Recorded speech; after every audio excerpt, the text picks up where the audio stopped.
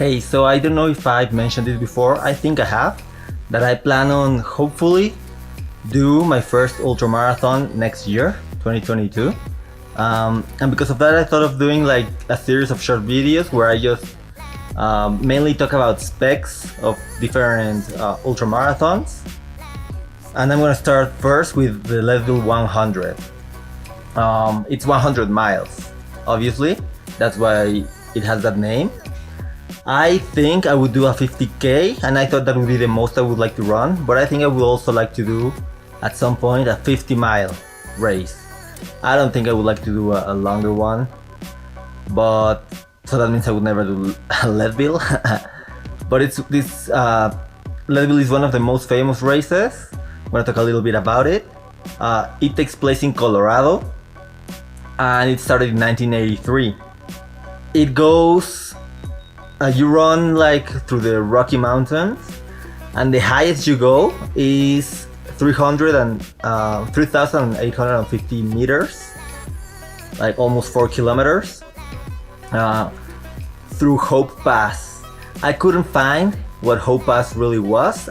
What I understood is that it's like a trail, and I think it's between Mount Hope and Quail Mountain in Colorado. So it's like a trail in between those places, and that's the highest point that you go into the race. So it's a 100-mile race. You go 50 miles out and then 50 miles back, and you have 30 hours to finish it. And according to what I found, mostly less than half or around half of the people that started finish it inside that time, a little bit over a day. And so there's a male record and a female record. The male record is 15 hours with 42 minutes and 59 seconds by Matt Carpenter in 2005. And for women, it's Ann Thorson with 18 hours, 6 minutes and 24 seconds. And I think that's a lot, considering that most of the people, or half the people, don't even finish it in 30 hours. And that's pretty much like the main information about Leadville 100. But I did find something really funny, is that in the mid-90s, especially, well, I guess it was like discovered that a group of indigenous people in Mexico called the Tarahumara were really good at running, because they would run really long distances, like every day, to be able to get their food or do whatever. So they have been running for centuries probably. And so in the mid-90s, they discovered that these people were really good. And actually, Leadville 100 was the first ever race that featured these Tarahumaran ultramarathoners, these runners.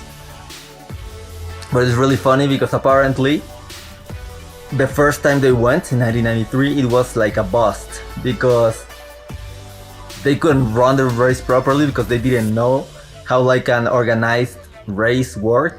They didn't know what to do in the stations where they give you food and water, and like they couldn't figure out how to properly use the lanterns, to light the way at night and stuff. So they all dropped out, and it was like a failure. But the next 2 years, that was 92, I think. Yeah. The next 2 years, 93 and 94, they went again, and they won the races both times.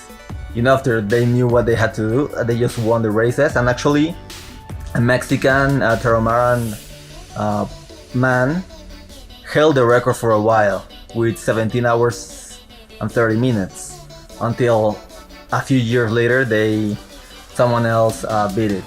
So that was a fun fact about this race that I didn't know about. I had not heard anything about it. I actually had seen a documentary about these runners, but this was not mentioned. This wasn't part of it. So that's it. This is Leadville 100. I'll go later.